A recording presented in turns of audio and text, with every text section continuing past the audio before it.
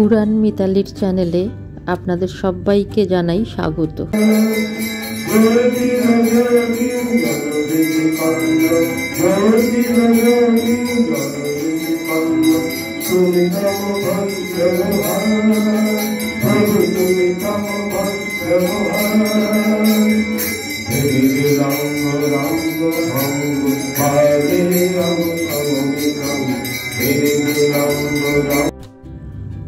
আজকে 20 অক্টোবর 2025 কালী পুজো।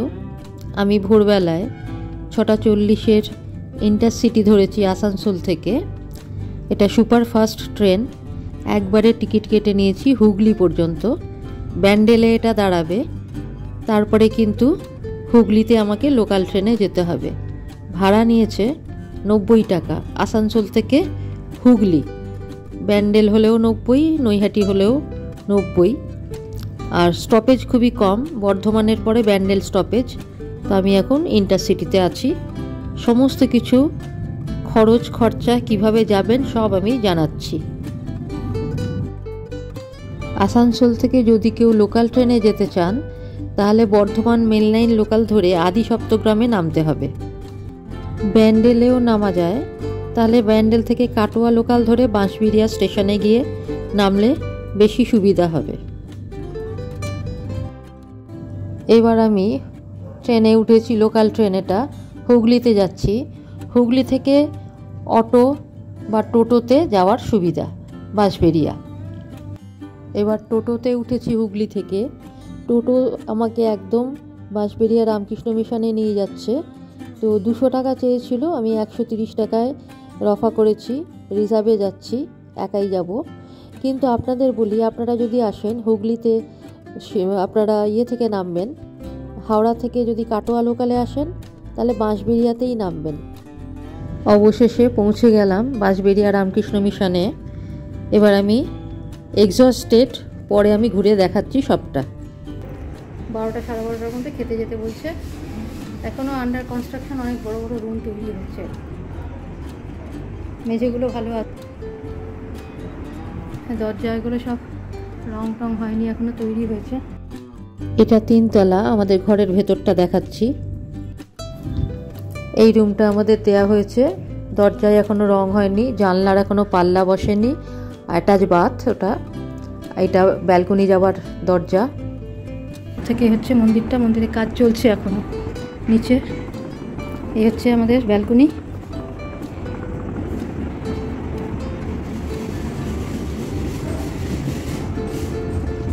এখান দিয়ে ঢুকলাম নিচে।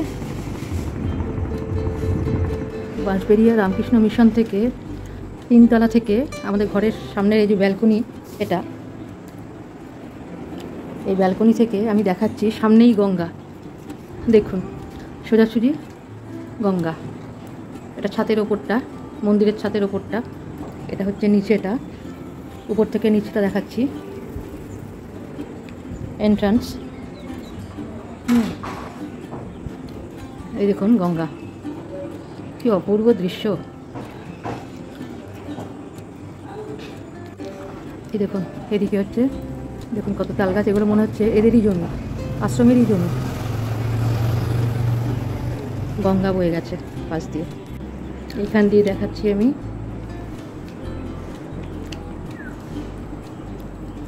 এই দেখুন কি অপূর্ব না, দুর্ধর্ষ।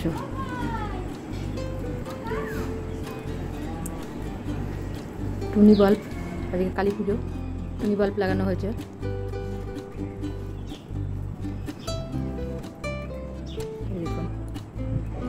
হচ্ছে খাবার জায়গা, উপরে ত্রিপল দেয়া আছে, আর নিচেটা কিন্তু মাটি। এখনো এই কাজগুলো বাকি আছে। আমাদের খেতে দিয়েছে, প্রথমেই দিয়েছে ভাত, তার সাথে একটা শাক ভাজা, আর আছে পুঁই শাকের চচ্চড়ি। তার আগে ছোট বোতলের 1 বোতল করে জল দিয়ে দেওয়া হয়েছে। ভাত দিয়েছে, শাক ভাজা, একটা তরকারি। এবার দেয়া হলো ডাল। রান্না ভালোই। লেবু লঙ্কা সবই দিয়েছে। ডালের সাথে লেবু মেখে খেতে তো খুবই ভালো লাগে। এবার দেয়া হলো পায়েস। সব রান্নারই কিন্তু টেস্ট খুবই ভালো, পায়েসেরও টেস্ট ভীষণই ভালো। ভালো টেস্ট, ভালো রান্নার। আমাদের খাওয়া হয়ে গেল। বন্ধু বিজয়া বারুইপুর থেকে এসছে। তা খাওয়া হচ্ছে, রান্নার জায়গা, সব তরকারি কাটাকাটি হচ্ছে। এই দেখো, এটা খাবার জায়গা, খাবার জায়গা। এখানে সব তরকারি কাটছে, রাতে রান্না হবে। খুব ভালো একটা গ্রাম্য পরিবেশ, ভালো লাগছে দেখতে। ছোটোবেলায় গ্রামের বিয়ে বাড়ির খাবার জায়গাটা এরকম হতো, আর মাটির খোড়ায় জল দিত, মাংস দিত, আর কলা পাতায় খাওয়া। খুব ভালো লাগতো, খুব ভালো লাগছে এখানে। বাচ্চাগুলো জল, গঙ্গা থেকে জল তুলে এনে মাছের মিন বের করছে। অনেক আছে, ছোট ছোট জ্যান্ত মাছ অনেক আছে। গঙ্গা একদম কাছেই, গঙ্গাতেই এরা সব কিছু করে।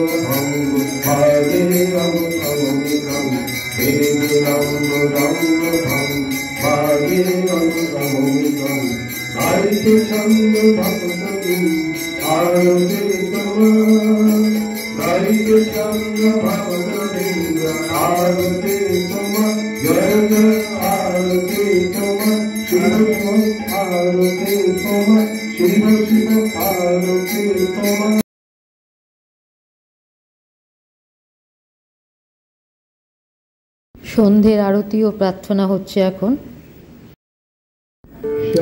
এটা অফিস, আর এটা হচ্ছে সারদা মায়ের ঘর। এখানেই রাতে কালী পুজো হবে।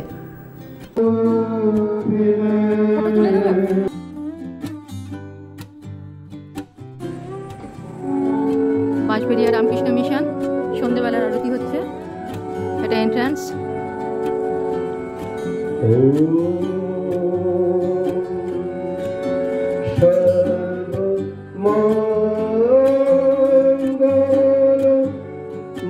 অফিস, পাশে জলের জায়গা।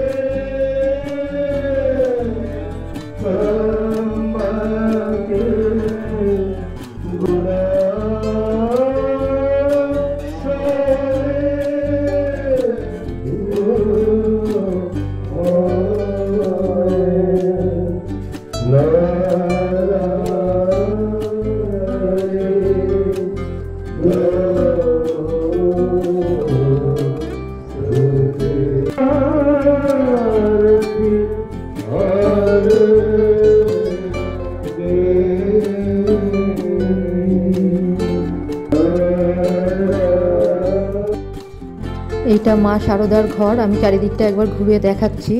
চেয়ার পাতা হয়ে গেছে, রাতে এখানেই মায়ের পুজো হবে আর কি, কালী পুজোটা এখানেই হবে। আর এই ঘরের বাঁ দিকে পরপর কতগুলো ঘর আছে, সেগুলোতে বিভিন্ন ঠাকুর রয়েছেন, এগুলো তাদের মন্দির আর কি।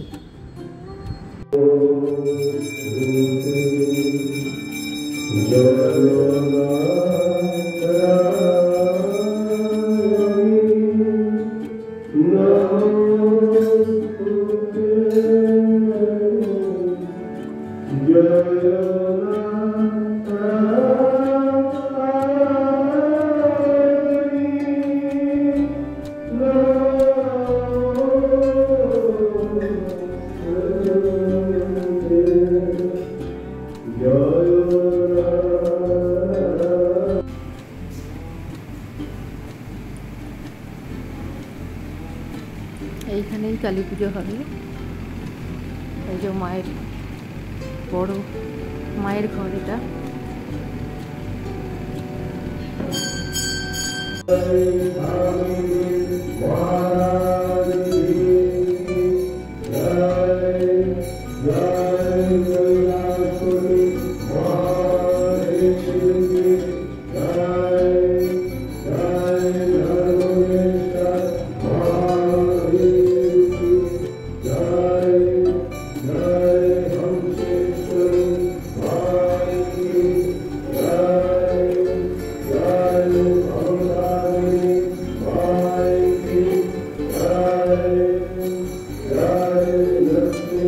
শিব ও কালীমার ঘর এবং সিংহাসন।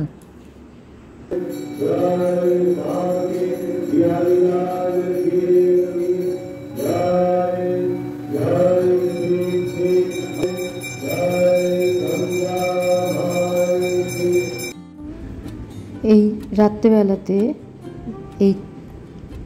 এইখানে এই চৌকির ওপরে বসে গান বাজনার আসর হবে আর কি। আর এখানে দর্শকরা বসে থাকবে চেয়ারে।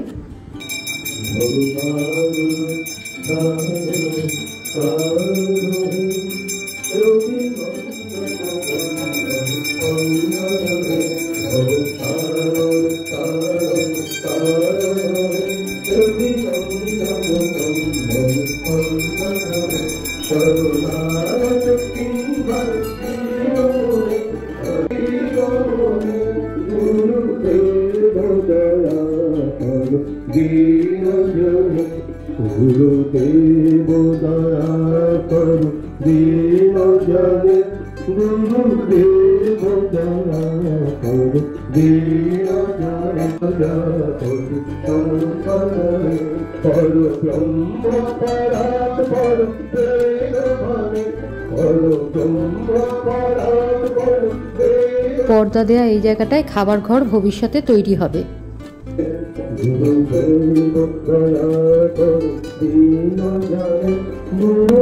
এটা পঞ্চবটী।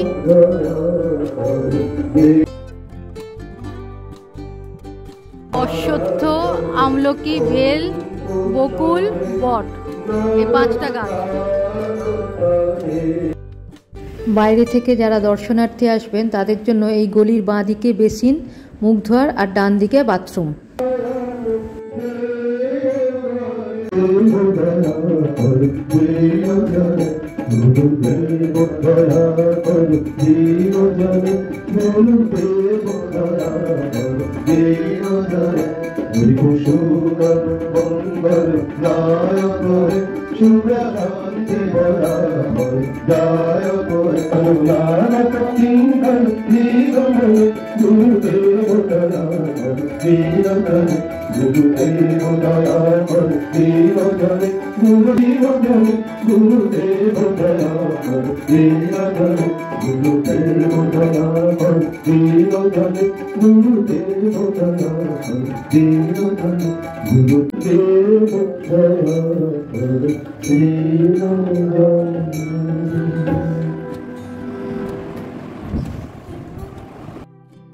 রামকৃষ্ণ দেব, সারদা মা এবং বিবেকানন্দের প্রার্থনার জায়গাটা, প্রার্থনার ঘরটা চারিদিকটা একবার ঘুরিয়ে দেখাচ্ছি। বাচ্চা বাচ্চা ছেলেগুলো তবলা বাজাচ্ছে, খঞ্জনি বাজাচ্ছে, মন্ত্রমুগ্ধ হয়ে এগুলো শুনছি।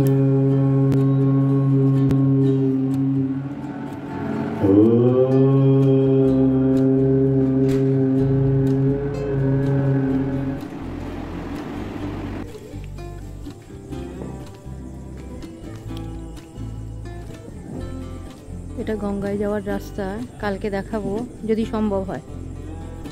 সামনেই গঙ্গা, আর এই হচ্ছে বাইরে থেকে বাঁশবেড়িয়া রামকৃষ্ণ মিশন। এই যে বিল্ডিংটা,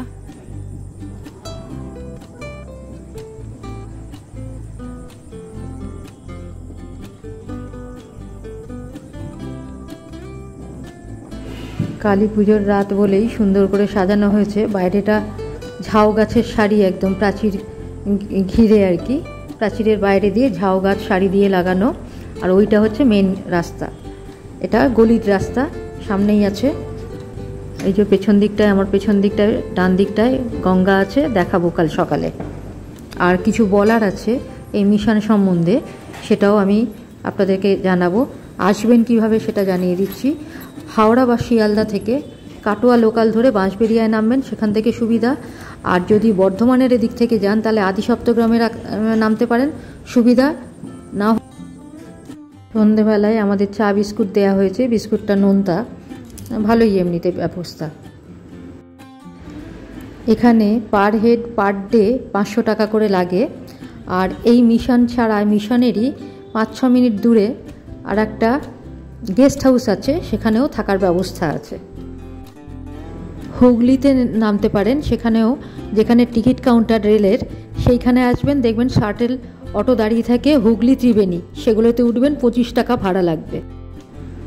আমি হুগলি স্টেশনে নেমেছিলাম, কিন্তু আমি ঠিক জায়গায় আসতে পারিনি, চিনতে পারিনি, যার জন্য আমার কিন্তু টোটো ভাড়া করতে হয়েছিল, রিজার্ভ করতে হয়েছিল, তাতে 130 টাকা দিতে হয়েছিল। সমস্ত অটো টোটো সবাই বলছিল 200 টাকা করে। সকালে গতকাল রাতে বলেছিলাম গঙ্গাটা দেখাবো, তো এখানে এবার গঙ্গা দেখাচ্ছি। খুব রোদ, দেখুন চারিদিকে গঙ্গা। আর এখানে কিন্তু অনেকে চাষবাসও করছে। আর ওই দিকটা আছে সবুজ দ্বীপ। এখান থেকে 10-12 মিনিট হেঁটে গেলে ফেরিঘাট, ফেরিঘাটে নৌকার মাধ্যমে কিন্তু সবুজ দ্বীপে যাওয়া যায়। এখানে একটা কালী মূর্তি বসানো, কেউ পুজো টুজো করে কি না কে জানে, বসানো রয়েছে। এই সাইডগুলো আপনাদের দেখাচ্ছি, চারিদিকটা একটু দেখাচ্ছি।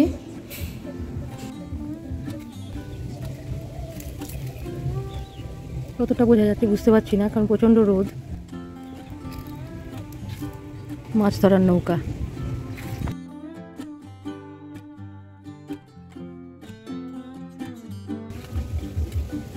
আপনাদের একটা কথা বলি, এই যে বাঁশবেড়িয়া রামকৃষ্ণ মিশনে এসেছি, এখানে আমি পুজোর সময় থাকবো বলে ফোন করেছিলাম। তো পুজোর সময় বলা হয়েছিল 3 তলা, তো আমার কোমরে ফ্র্যাকচার আছে, আমি 3 তলায় ওঠানামা করতে পারবো না বলে আসিনি। এবার কালী পুজোতে যখন বুক করছি, তখন কিন্তু আমি একই কথা বললাম, আমরা 2 বন্ধু আসবো, একজনের কোমরে প্রবলেম আছে, একজনের মানে পা ভাঙা, আসতে পারবো না যদি না গ্রাউন্ড ফ্লোর দেওয়া হয়। তো গ্রাউন্ড ফ্লোর বললো হ্যাঁ হ্যাঁ দেবো। আমরা এসেছি, এসে দেখলাম যথারীতি 3 তলা। এবার এখানে ম্যানেজার যে, তার কিন্তু ব্যবহার খুব একটা ভালো না, বললো না 3 তলা ছাড়া তো আপনাদের দেওয়া যাবে না। তাকে তখন কেন বললেন না? হ্যাঁ আপনাদের এমন কি বয়স হয়েছে? দেখুন, আমাদের কি বয়স হয়েছে না হচ্ছে সেটা ব্যাপার নয়, ব্যাপারটা হচ্ছে যে কোনো বয়সে মানুষের এই শারীরিক প্রবলেম হতে পারে। আমার কথা হচ্ছে কথার কেন দাম থাকবে না? কথার খেলাপিটা তো পছন্দ করি না, বিশেষ করে রামকৃষ্ণ মিশনের মতো জায়গায়, যেখানে মানুষের ব্যবহারটাই আসল। সেখানে তিনি একটু বিরক্ত হয়েই এরকম বললেন, থাকতে হলে ওখানেই থাকতে হবে, 3 তলাতেই থাকতে হবে। শেষে আমরা যতজনকে বলা যায় আর কি, মানে কাকে যে বললে একটা সুবিধা হবে বুঝতে পারছি না। তো এখানে কনস্ট্রাকশনের কাজ চলছে, তো সেই রকমই একজন ভাইকে পেলাম, তাকে ঘটনাটা বললাম, বললো মহারাজকে বলুন, উনি খুব ভালো মানুষ। তো মহারাজকে যখন ব্যাপারটা বললাম, তখন মহারাজ এনাকে বললেন যে দেখুন না একটু যদি ব্যবস্থা হয়। তখন ইনি রাজি হলেন, রাত্রি 9টার সময় দেওয়া হবে। 9টার পরে যখন বলছি, আমি বলছি 10:45, রাত্রি 10:45। তার মধ্যে ধরুন আমরা বিভিন্ন জায়গায় ঘুরে ঘুরে এসেছি, অম্বেশ্বরী মন্দির দেখেছি বা অন্যান্য জায়গাতেও সাইট সিন, মানে ঠাকুরগুলো, নানা রকম ঠাকুরগুলো একটা গাড়ি করে নিয়ে আমরা ঘুরে এসেছি। রাত্রি 10:45 যখন বলছি, তখন বলছি এখনও ঠিক হয়নি, আপনারা বসুন, ঠিক করে দিচ্ছি। তো যাই হোক, 10টার মধ্যে উনি ঠিক করে দিলেন।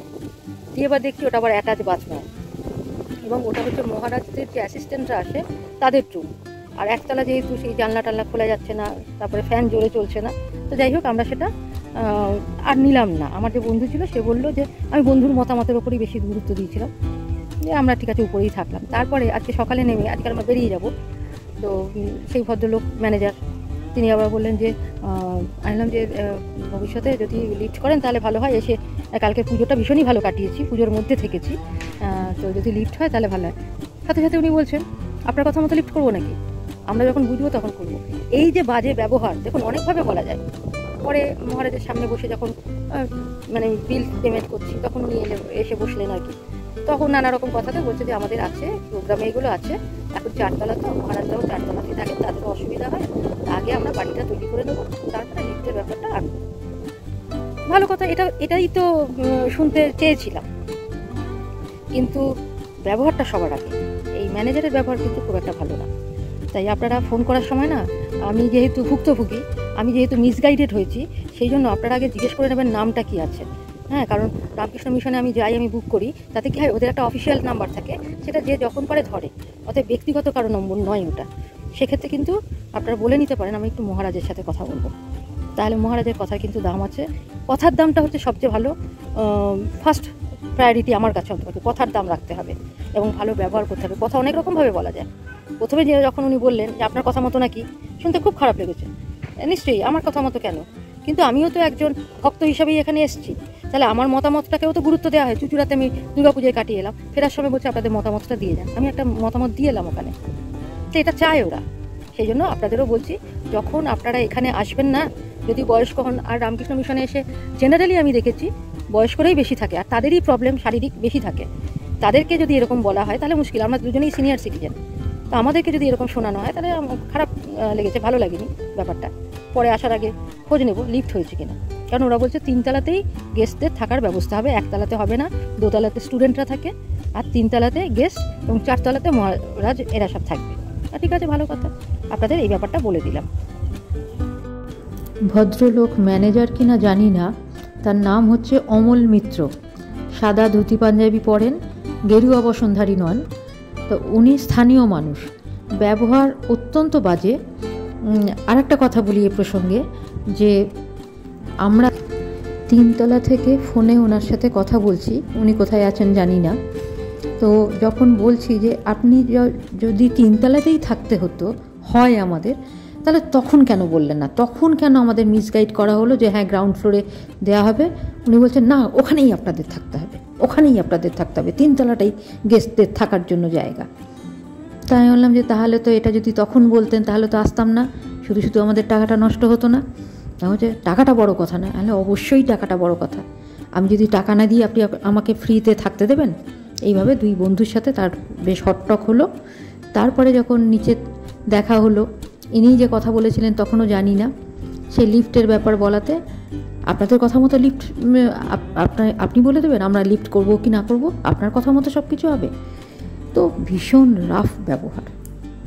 আর এছাড়া কিন্তু এই মিশনের একটা গেস্ট হাউস আছে, আমাদের বলছিলেন যে গেস্ট হাউসটা 5-6 মিনিট হেঁটে যেতে হবে, সেখানে যদি থাকা যায় তাহলে 1 তলা থেকে ব্যবস্থা আছে। তো আমরা পুজোর মধ্যে থাকতে চেয়েছিলাম বলে আমরা কিন্তু গেস্ট হাউসে যাইনি, বা থাকবো না, ভবিষ্যতেও হয়তো থাকবো না, দেখা যাক। ঠিক আছে, আজকের মতো ভিডিও এখানে রাখছি, কালকে আমরা ফিরে যাচ্ছি। সকলে ভালো থাকবেন, লাইক শেয়ার সাবস্ক্রাইব করতে ভুলবেন না। আপনাদের একটা সাবস্ক্রাইব আমাদের কিন্তু উৎসাহ জাগায়।